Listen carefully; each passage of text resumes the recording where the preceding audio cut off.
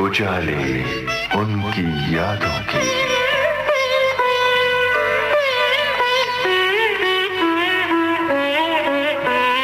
उजाले उनकी यादों के।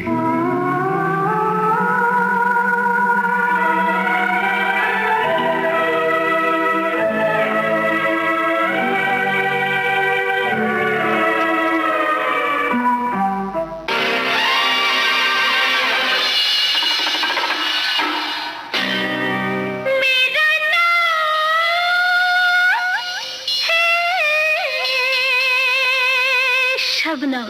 जी हाँ, शबनम नाम था उनका फिल्म कटी पतंग में। प्यार से लोग मुझे कहते हैं शब्बो। असल में नाम है उनका बिंदु।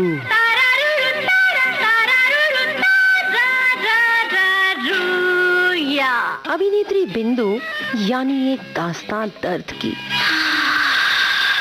आपके दर्द जमा है, आपके दर्द जमा है। झिलमिलाती रोशनियों के बीच थिरकती अदाकारा की जिंदगी के संघर्ष की एक दास्तान। दिल जलों का दिल जला के क्या मिलेगा दिलरुबा। एक समर्थ अभिनेत्री जिनके बारे में शायद आप बहुत कुछ नहीं जानते होंगे। हाँ, शर्मा न यूं, घबरा न यूं, पर्दा किए ये रात है। लेकिन दोस्तों, ये एक ऐसी चमकती बिंदिया है जिन्होंने अपनी रोशनी से कईयों का जीवन रोशन कर दिया है। अपने दिल में जगह दीजिए। उजाले उनकी यादों में आइए मिलते हैं अभिनेत्री बिंदु से।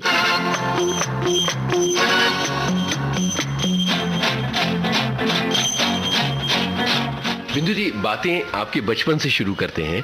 बताइए कि कहाँ आपका बचपन बीता था, और चूंकि फिल्मों का माहौल था, आपके पिता प्रोड्यूसर हुआ करते थे। बिल्कुल, मेरे पिता नानू भाई देसाई के नाम से मशहूर थे जी। और उस वक्त उन्होंने बीइंग अ प्रोड्यूसर 3-4 फिल्में प्रोड्यूस की थी। रोटी, रूपा, गाली।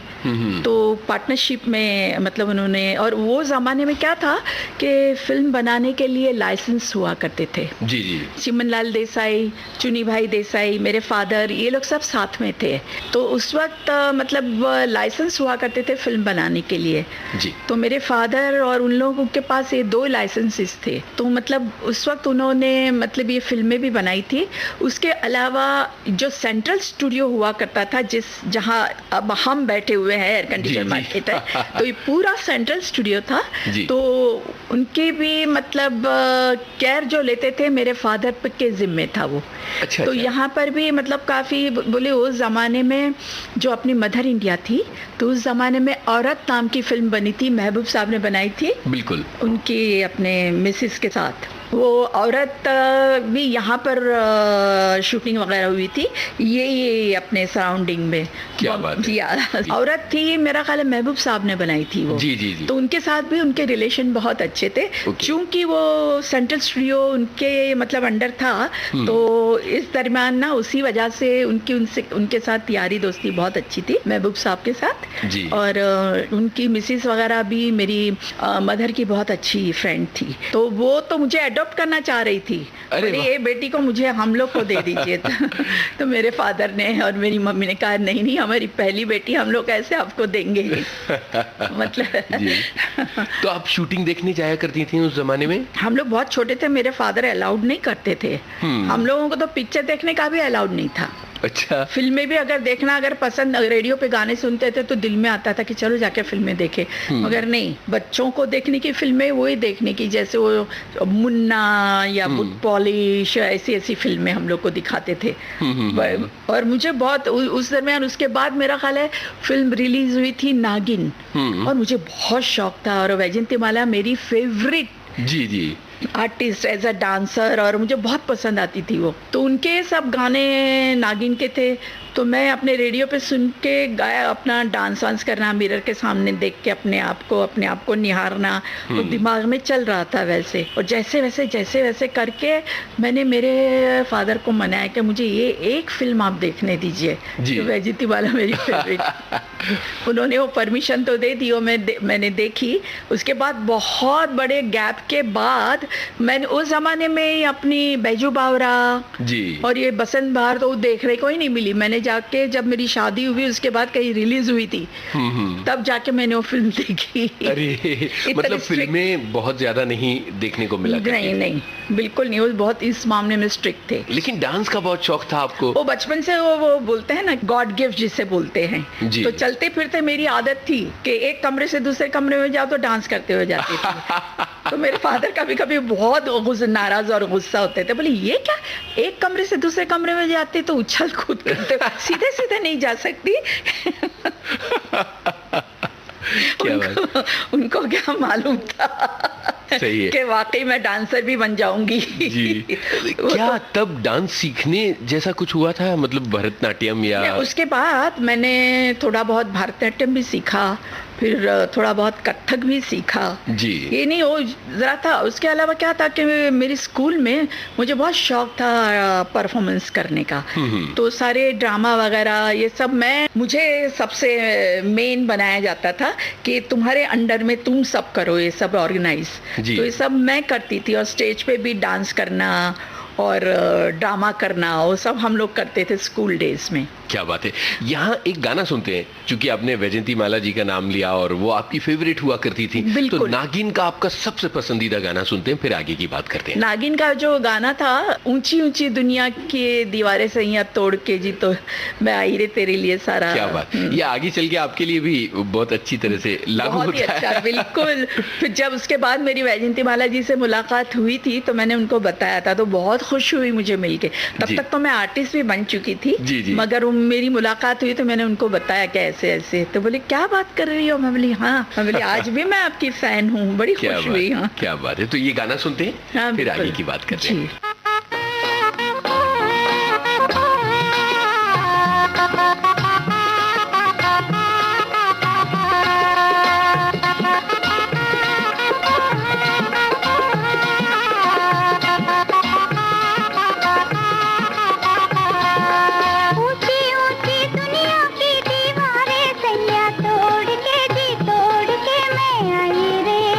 तेरे लिए सारा जग छोड़ के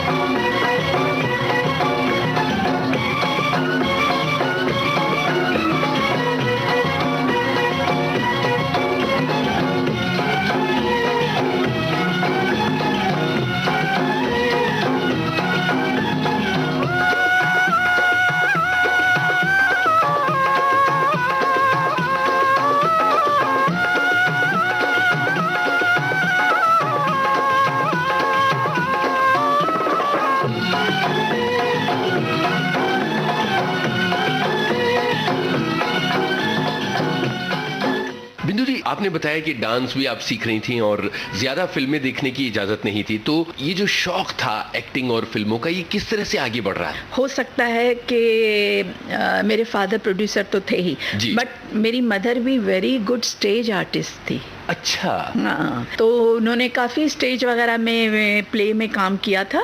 और मुझे याद है एक उनका कोई प्ले था हमीर हट या कौन सा, तो मैं भी ऑडियंस के साथ बैठी हुई थी और मेरी मदर का परफॉर्मेंस चल रहा था और उनका बहुत ही बड़ा कोई डायलॉग था। उस वक्त तो मेरे समझ में नहीं आ रहा था जी, कि जी। क्या बोले जा रहे हैं, मगर मैंने आजू बाजू में देखा तो सब रो रहे थे, जी। तो उनको देख के मैंने भी रोना शुरू कर दिया। मुझे समझ में नहीं आया कि लोग सब क्यों रो रहे हैं इतना, और मेरी मदर भी स्टेज पे। तो उसके बाद जब प्ले ख़त्म हुआ तो मैं मेरी मदर के पास गई और मैंने तो आंखों में आंसू, तो बोले क्या हुआ, क्यों रो रही हो तुम? तो बोले नहीं, तुम क्यों रो रही थी स्टेज पे? मैंने कहा मेरे आजू बाजू में भी सब रो रहे थे। क्या तो बात वो है। क्या है कि जो बोलते हैं ना कि ब्लड में होता है, हो जी। सकता है। तो अभिनय की जो प्रतिभा है वो आपके खून में थी। जी, बिल्कुल। ये कहा जा सकता है कि आपकी माँ से आपको विरासत में वो हाँ, मिली थी। बिल्कुल। अचानक पिताजी नहीं रहे और जी। फिर परिवार मुश्किल में आ गया, उस जी। दौर को याद कीजिए।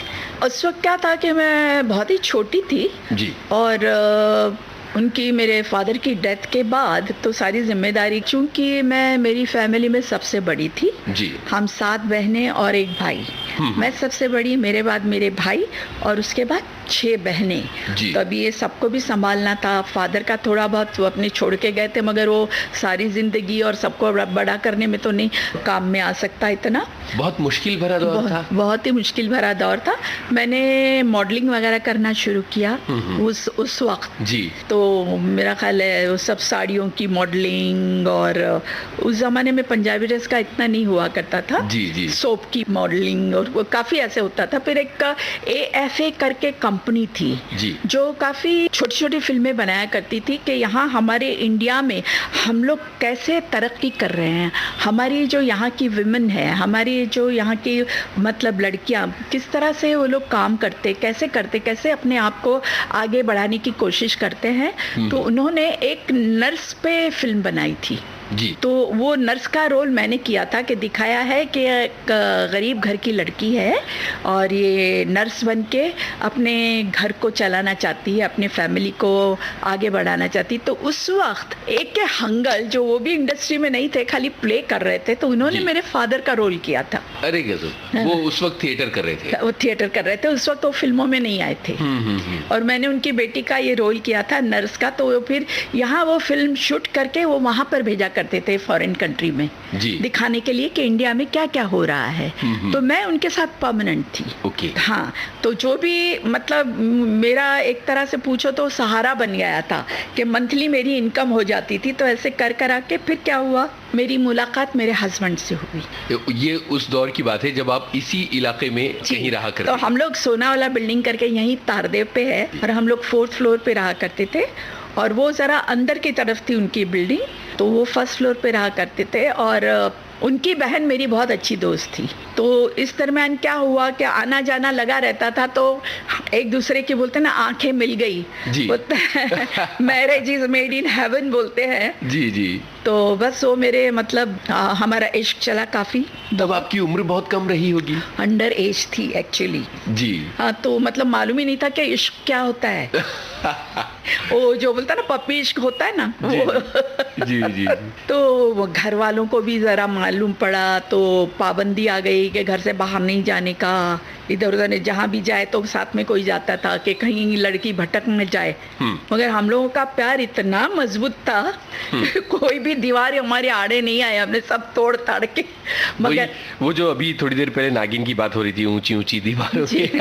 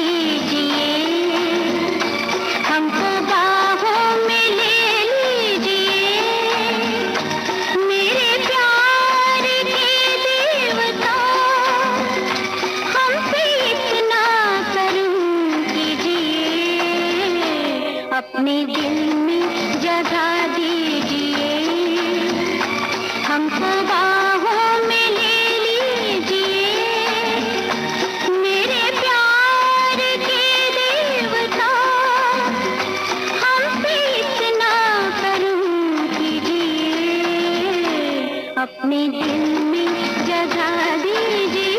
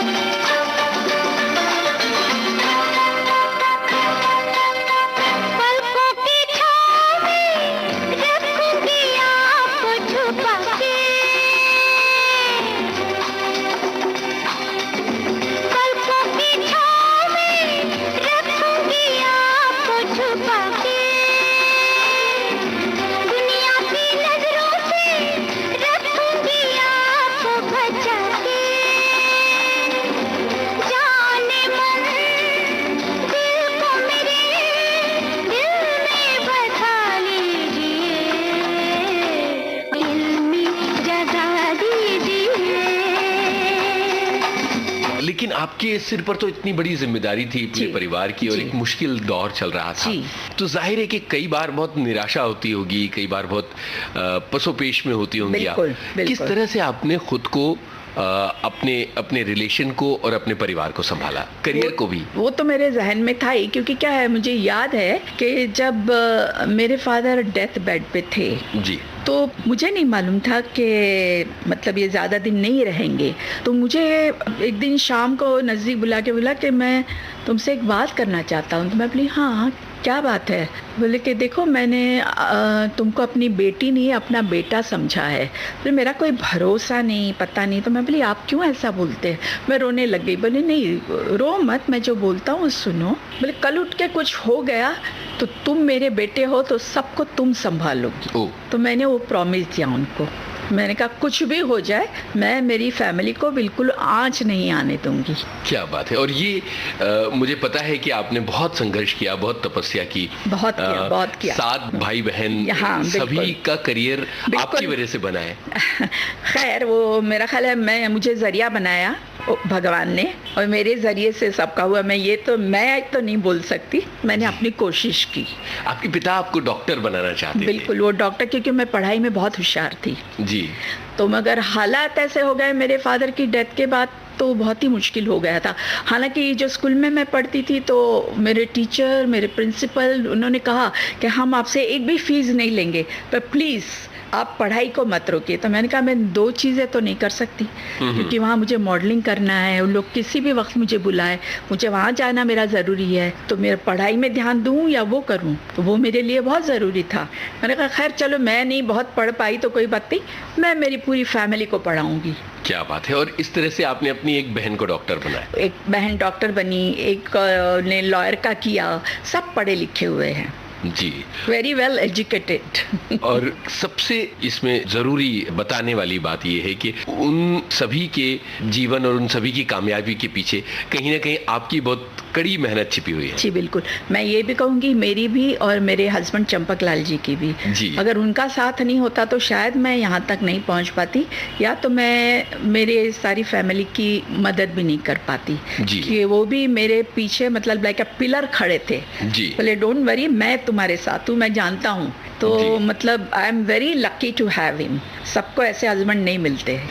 इस बात पर यहाँ एक गाने की जगह बनती है जी। बताइए कौन सा गाना यहाँ सुना? मेरे अनपढ़ का गाना। बिल्कुल, जिया ले गयो जी मोरा सांवरिया। क्या बात है, बिल्कुल सही जगह पर सही गाने का चुनाव आपने किया। सुनते हैं ये गाना। हाँ जी।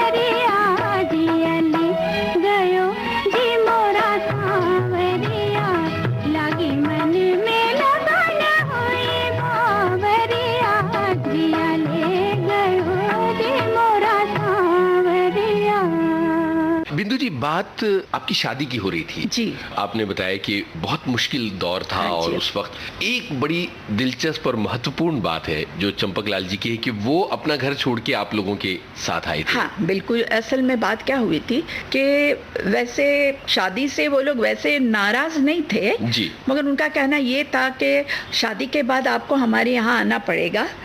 तो मेरे लिए बहुत मुश्किल था कि मेरी सब छोटी छोटी बहनें हैं और उनको मैं किसके सहारे छोड़ूं। जी। मैं शादी करके अगर मेरे ससुराल चली जाती हूँ तो उनका कौन ख्याल करेगा, और दुनिया तो बहुत खराब है। जी। तो मैंने कहा नहीं, ये तो मेरा फर्ज बनता। तो मैंने मेरे हस्बैंड को कहा कि देखिए आप किसी और से शादी कर लीजिए, ये मेरे से नहीं होगा क्योंकि मेरा पहला फर्ज ये बनता है। तो उन्होंने कहा कि नहीं, मैं हमेशा तुम्हारे साथ हूँ और मैं किसी और से शादी कभी नहीं कर सकता। क्या? और एक बात ये भी हुई थी कि उनके पेरेंट्स ने उनको वो कहीं लेके गए थे किसी और लड़की को दिखाने के लिए कि हम जो चाहेंगे आप वो लड़की से शादी करिए। तो चले तो गए थे वहाँ पर, तो उनके पेरेंट्स ने कहा कि आप जाके उनसे बात कर लो लड़की से कि भाई क्या है क्या नहीं कैसे। तो उन्होंने जाके पहले बताया कि मैं ज़बरदस्ती से यहाँ आया हूँ, मेरी ज़िंदगी में ऑलरेडी एक लड़की है, तो ये सिर्फ फॉर्मेलिटीज़ है, मेरे जाने के बाद आप ना बोल दीजिएगा। कमाल है, कमाल है, क्या बात, क्या बात। तो इस तरह से फिर आप लोगों ने शादी की। वो कौन सा साल था और उस वक्त तक आप फिल्मों में नहीं आई थी, सिर्फ अनपढ़ में काम किया? हाँ, बस सिर्फ अनपढ़ में किया था। वो साल था मेरा 1964।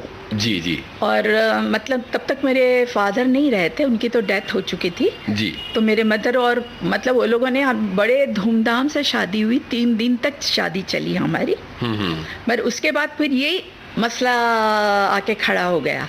मैंने उनको भी बहुत समझाया, मैंने कहा मुझे कोई एतराज़ नहीं है मगर मेरा ये प्रॉब्लम है। मगर आफ्टर ऑल ससुराल तो ससुराल होता है, वो तो वो ही चाहते हैं कि भाई हमारे साथ आके आप ये।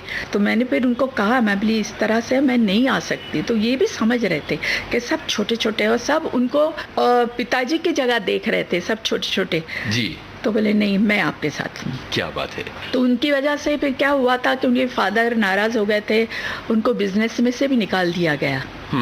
तो बोले कि अगर आपको यही करना है तो हमारे बिजनेस से बिल्कुल आप नहीं रहेंगे, हमारी फैमिली से भी आपका कोई ताल्लुक नहीं। तो इस तरह संघर्ष शुरू हुआ। बिल्कुल। तो हम लोगों ने दोनों ने मिलके, मैंने फिर ऊपर वाले से कहा, मैंने कहा अब ये मेरा इम्तिहान है और आप पे है। मैं बोली ये पास आपको करना ही पड़ेगा, चाहे यहाँ का सूरज वहाँ हो, नहीं तो मैं आपको बिल्कुल नहीं मानूंगी। एक दिन मैंने रो के आसमान से कहा था और हाँ, ये मैं कभी नहीं भूलूंगी अपनी जिंदगी में। बिंदु जी, कैसे ताकत मिलती थी, कहाँ से वो इंस्पिरेशन हासिल करती थी कि नहीं इस जिंदगी में कुछ ना कुछ सही तरीके से करना है और जिस रास्ते पर जा रही हूँ उस रास्ते पर सबको साथ लेके कामयाब होना है? कि बचपन से मैं आपको एक और बात बताना भूल गई कि हम लोग शिरडी साईं बाबा को बहुत मानते हैं। जी जी। तो मेरे फादर भी जब उनकी तबीयत ठीक नहीं थी तो मुझे कहा कि अगर मैं नहीं भी रहा जी तो वो उनको एज अ बुढ़ा एड्रेस करते थे। जी जी जी। कि ये बुढ़ा आपका ख्याल करेगा साईं बाबा। तो मेरा उन पे एक भरोसा था और मैं हमेशा उनको बोलती थी कि मेरे पिताजी ने सारा आप पे छोड़ा हुआ है और ये अभी आपका फर्ज है। मैं बोली हम तो आप लोग के सहारे हैं मगर अभी आप देखिए कि आप हमारी नैया कैसे कहाँ पार करते हैं। क्या बात। आज भी मेरे घर में मैंने बहुत ही बड़ा मंदिर बनाया है जी। जिनमें बाबा की लाइफ साइज स्टैच्यू है। तो हर थर्सडे को पूजा होती है, रोज हमारी पूजा वगैरह तो करते हैं। तो मतलब उनका जो बोलते हैं ना, उनके जो आशीर्वाद जी जो है मुझे मेरी जिंदगी में बहुत ही मेरे काम में आए। जी। तू ही फकीर, तू ही है राजा, तू ही है साईं, तू ही है बाबा। साईनाथ साईनाथ साईनाथ तेरे हजारों हाथ, साईनाथ तेरे हजारों हाथ। जिस जिसने तेरा नाम लिया, जिस जिसने तेरा नाम लिया, तू हो लिया उसके साथ। साईनाथ साईनाथ साईनाथ तेरे हजारों हाथ, साईनाथ तेरे हजारों हाथ, जिस जिसने तेरा नाम लिया, जिस जिसने तेरा नाम लिया, तू हो लिया उसके साथ। साईनाथ साईनाथ साईनाथ तेरे हजारों हाथ, साईनाथ तेरे हजारों हाथ।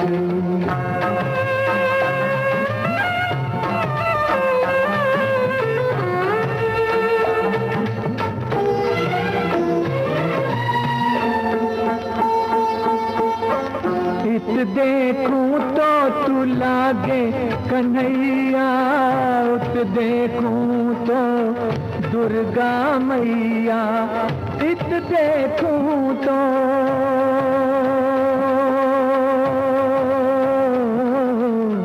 इत देखूं तो तू लागे कन्हैया, उत देखूं तो दुर्गा मैया। नानक की मुस्कान है मुख पर, शान मोहम्मद भी है मुख पर, शान मोहम्मद भी है मुख पर। साईनाथ साईनाथ साईनाथ तेरे हजारों हाथ, साईनाथ तेरे हजारों हाथ।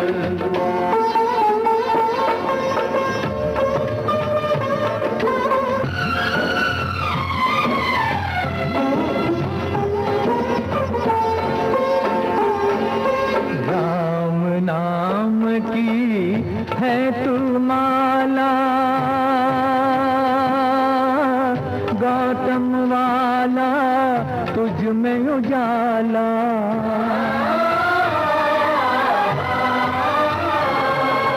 राम नाम की है तू माला, गौतम वाला तुझ में उजाला। नीम तेरे की मीठी छाया, बदले हर चोले की काया, बदले हर चोले की काया। साईनाथ साईनाथ साईनाथ तेरे हजारों हाथ, साईनाथ तेरे हजारों हाथ।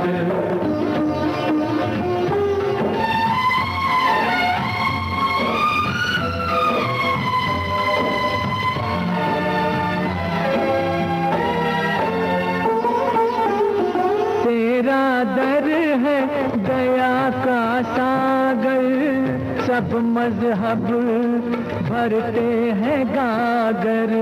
तेरा दर है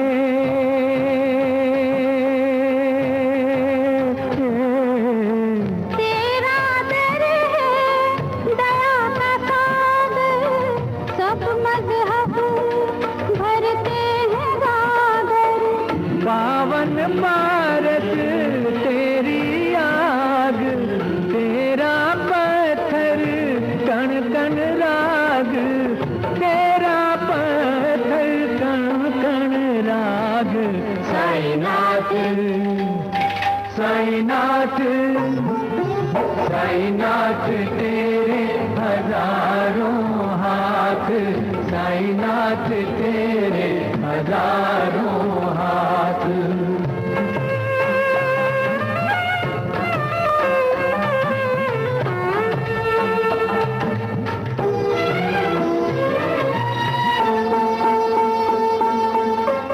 तेरा मंदिर सबका मदीना, जो भी आए सीखे जीना।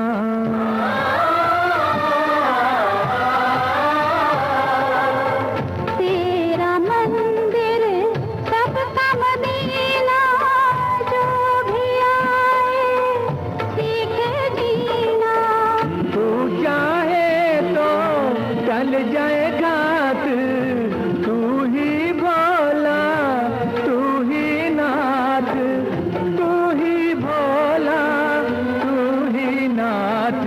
साईनाथ साईनाथ साईनाथ तेरे हजारों हाथ, साईनाथ तेरे हजारों हाथ।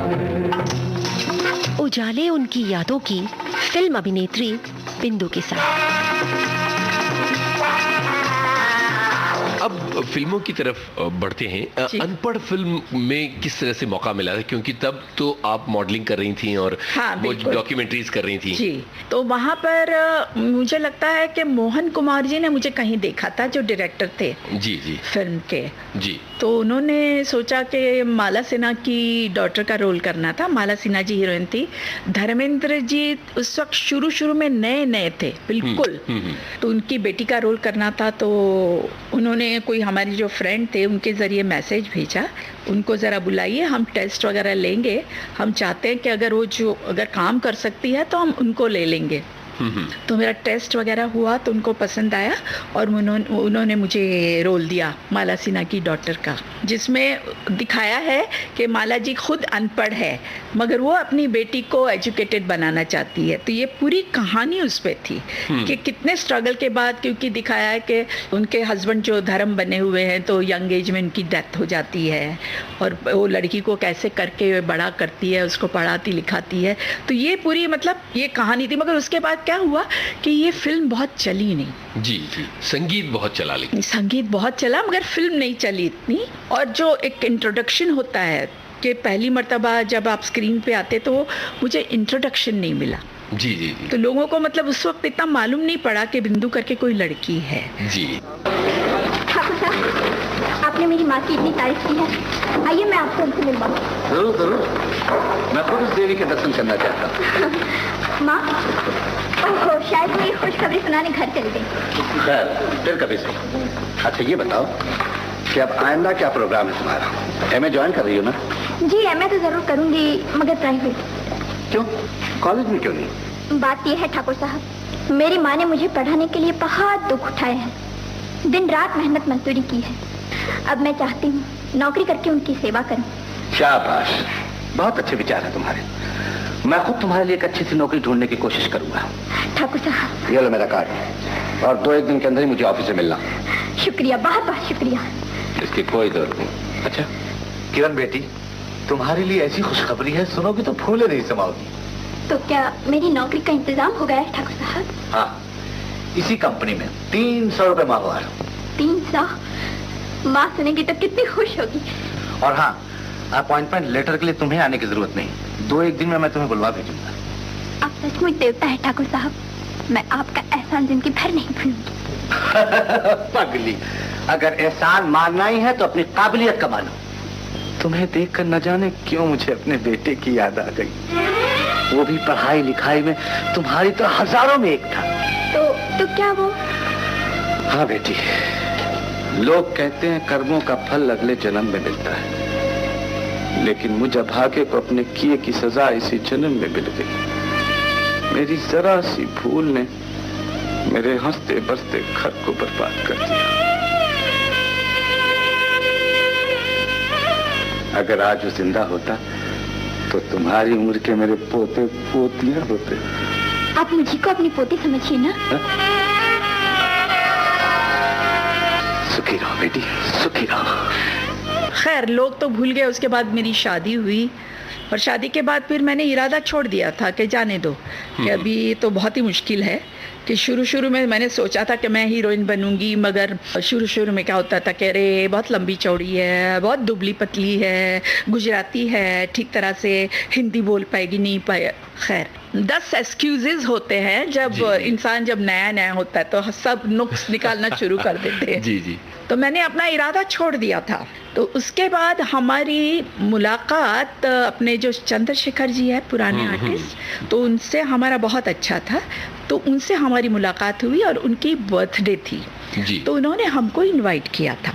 हम लोग वहाँ जब गए तो वहाँ पर लक्ष्मीकांत जी, प्यारेलाल जी, उनको भी इनवाइट किया था। जी जी। अब इससे पहले इनके जो पारसमणि और दोस्ती रिलीज हो चुकी थी और हम लोग उनके गानों के ऐसे फैन थे जी। तो जब पहली मुलाकात हमारी उनसे हुई, हम लोगों ने उनकी बहुत तारीफ, मैंने कहा कि आप लोगों ने जो, हम लोग सब, मेरी बहनें हम लोग सब गए थे जी, तो जी। बहुत खुश हो गए, हमारी दोस्ती हो गई उनसे।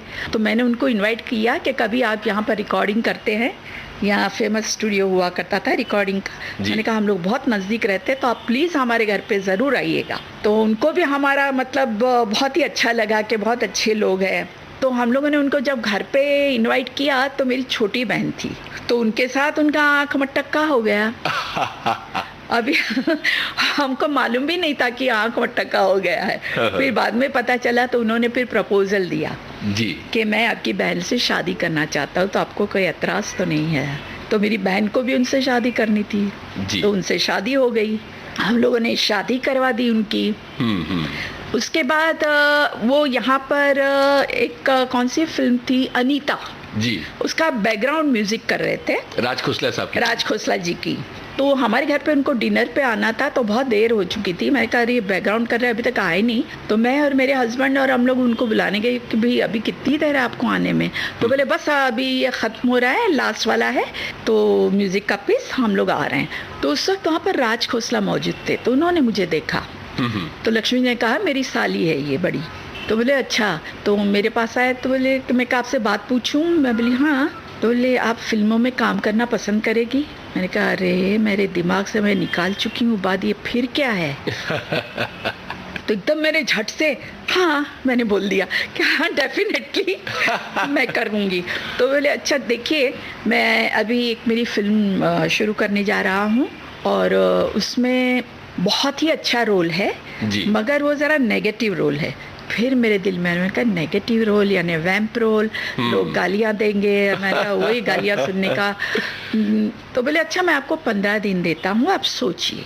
जी। तो तब तक मैं मेरा सब सारा स्टोरी का स्क्रीन प्ले वगैरह उसमें हम लोग बिजी है। 15 दिन के बाद आप मुझे बताइए क्या आप करना चाहती हैं या नहीं।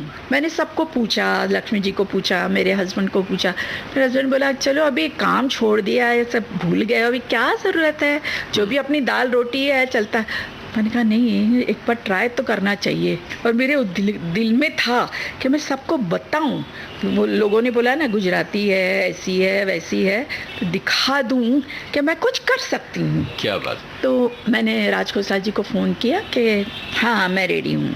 तो उस दरमियान वो शूटिंग कर रहे थे महबूब स्टूडियो में मेरा साया।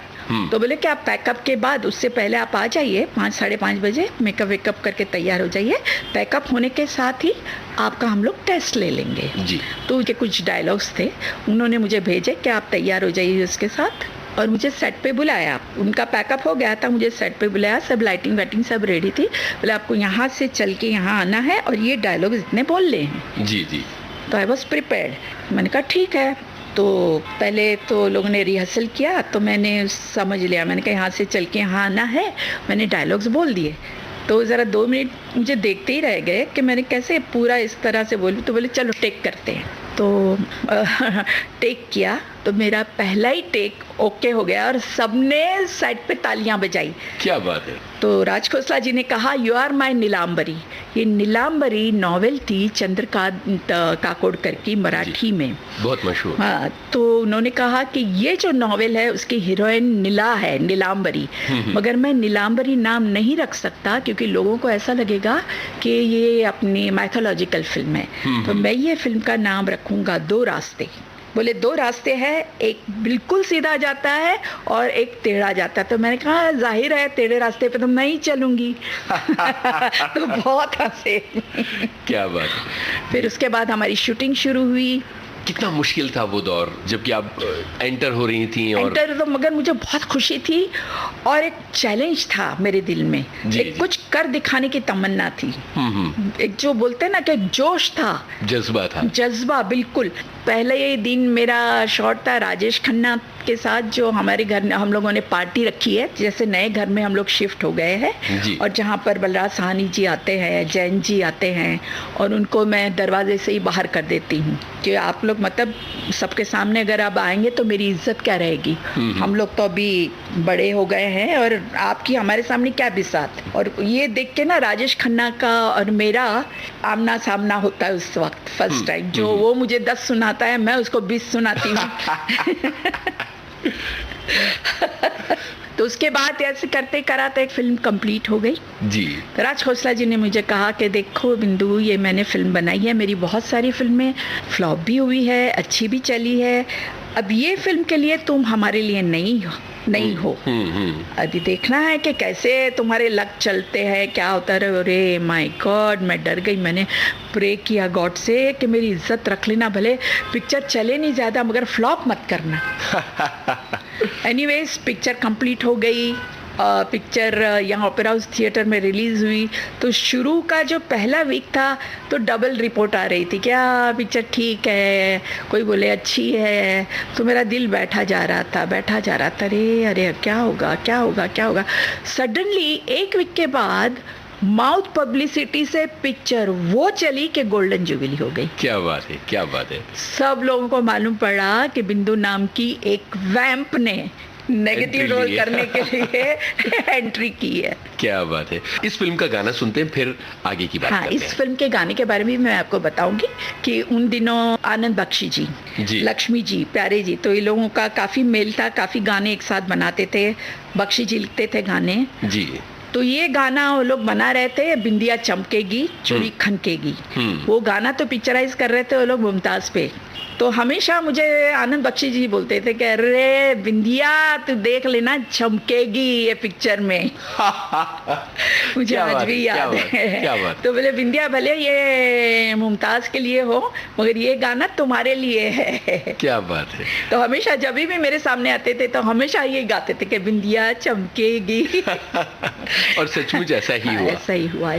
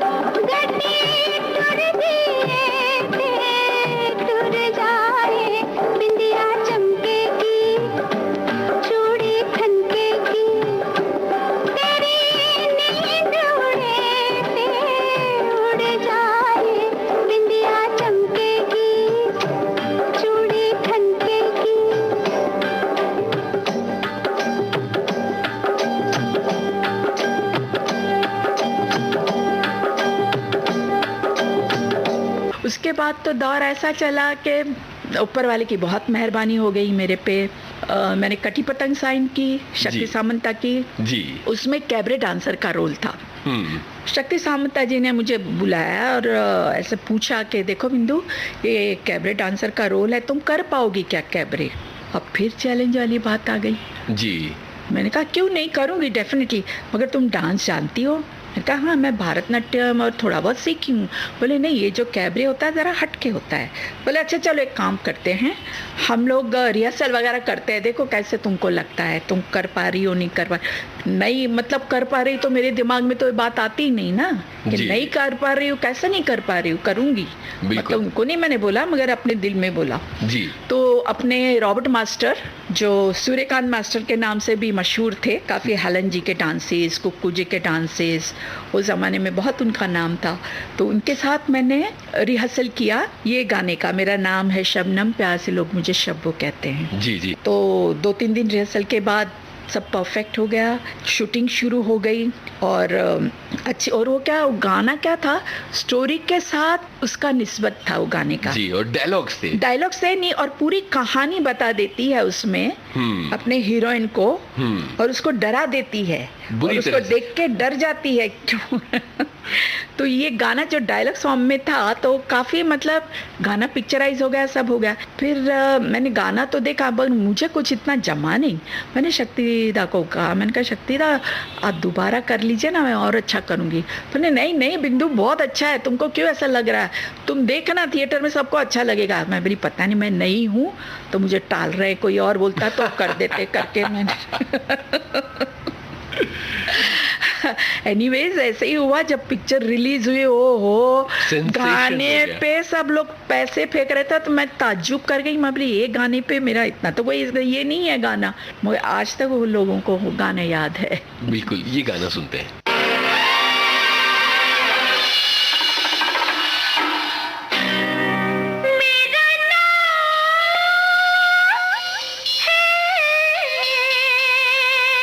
शबनम, प्यार से लोग मुझे कहते हैं शब्बो।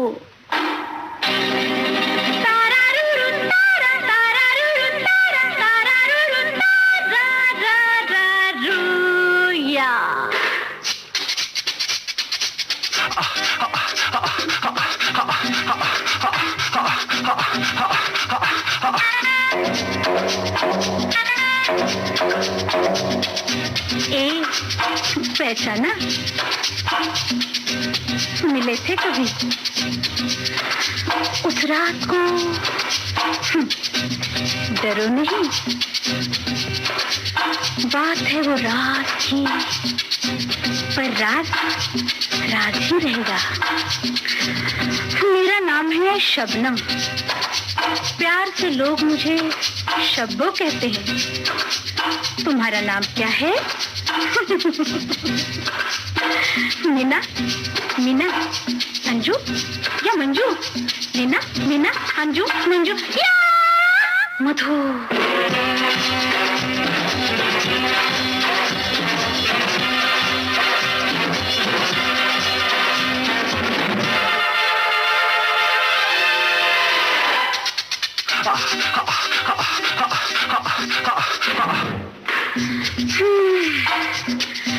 उस रोज रात भर शहनाई बजती रही,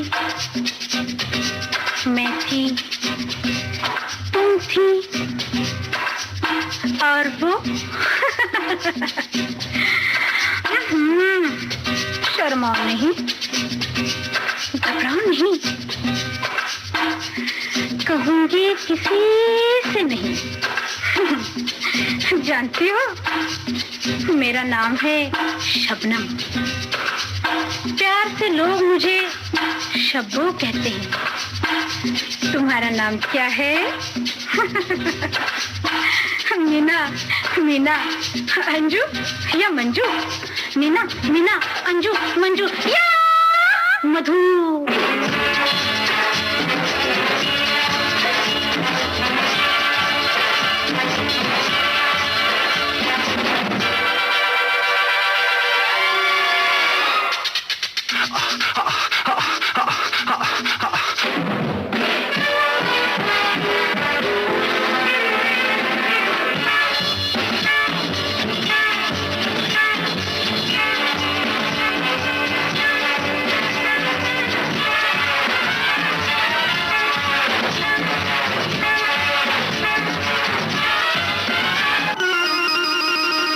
सुन रहे हैं उजाले उनकी यादों की फिल्म अभिनेत्री बिंदु के साथ। अभिनेत्री बिंदु की दास्तां जारी रहेगी अगले सप्ताह भी। इनसे बातचीत कर रहे हैं यूनुस खां। इस कार्यक्रम के रिकॉर्डिंग इंजीनियर्स प्रदीप शिंदे और जेटी महाजन। विविध भारती की ओर से इस कार्यक्रम को प्रस्तुत किया कल्पना शेट्टी। उजाले उनकी यादों के।